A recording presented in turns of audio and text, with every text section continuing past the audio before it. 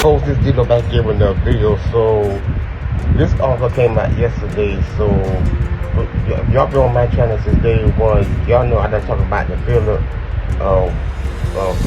CPAP machine being recalled, and I so meant to develop information that came out over time about that. And now this article came out. So Philips lawsuit blamed testing lab in a massive recall of dangerous breathing machines.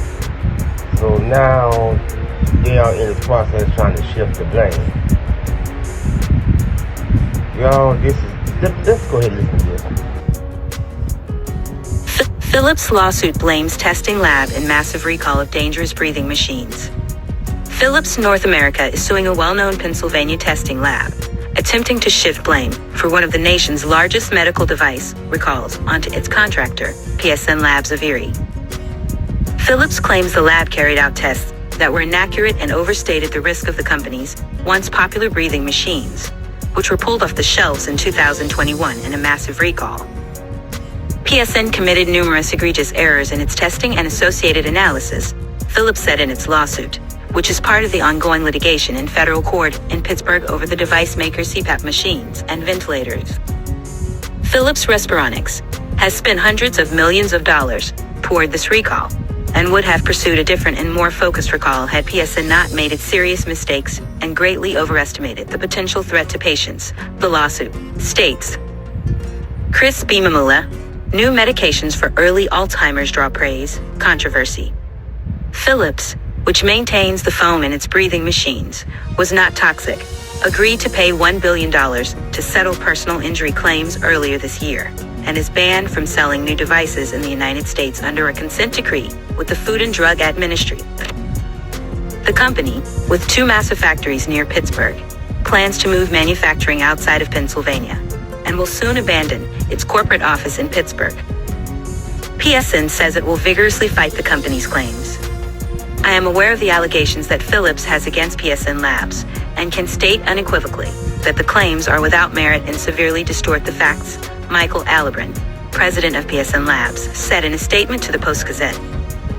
I cannot comment in greater detail given the ongoing litigation, but can assure you that PSN Labs has made it our mission to be a source of truth in the industry and to make patient safety our utmost priority. A Post-Gazette and ProPublica investigation last year found that Philips withheld thousands of complaints related to the breakdown of foam in its machines for years, despite federal law that requires the reports be filed in 30 days.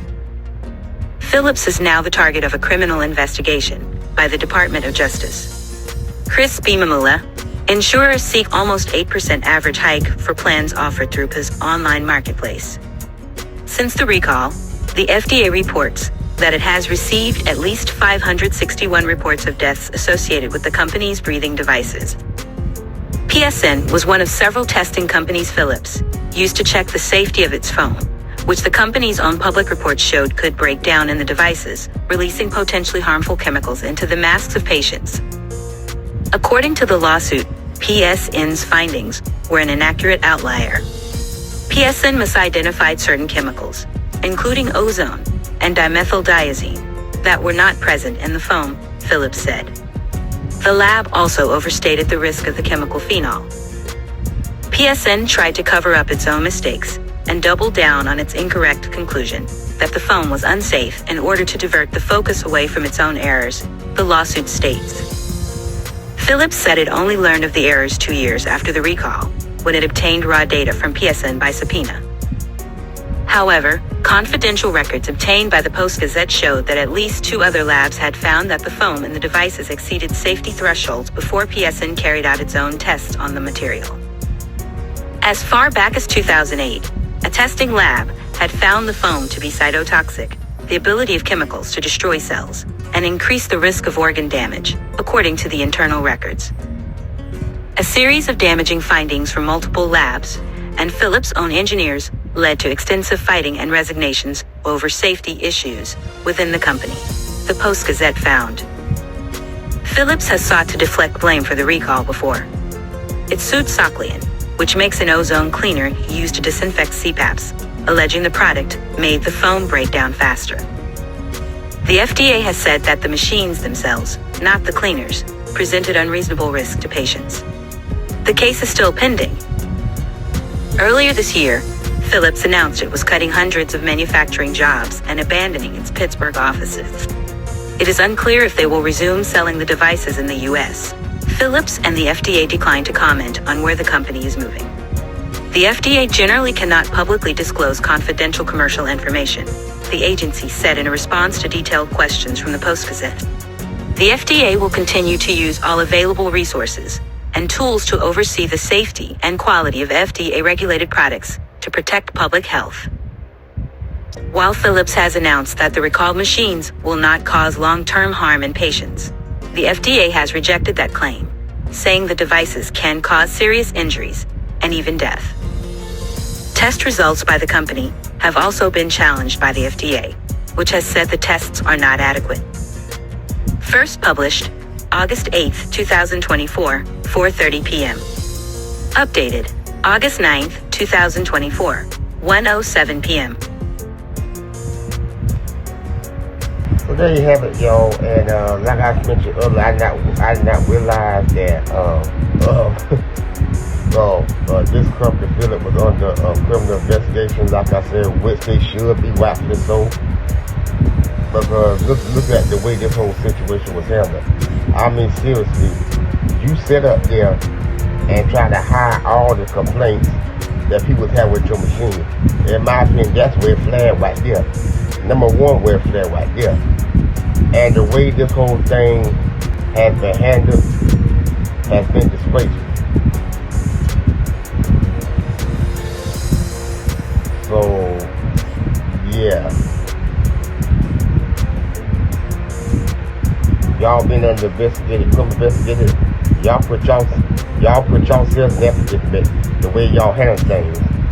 So you ain't got nobody to blame but yourself when it comes to that.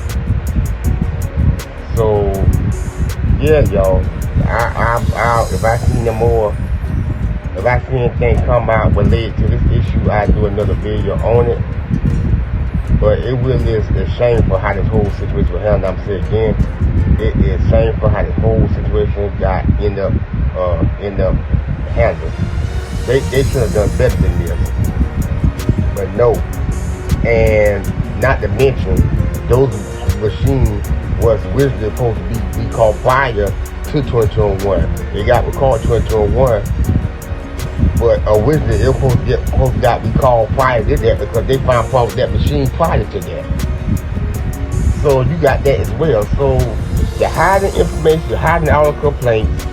You didn't do a recall on the machine when they were supposed to originally be recalled. So you just feel it right there going to have to hold their own water on this. They have been negligent in this whole situation, in my opinion. But y'all tell me what y'all think about this whole situation down in the comment section. Leave your thoughts down below. Make sure you comment, like, and share this video if you truly enjoy it. If you enjoy content like this, I do content like this on the regular.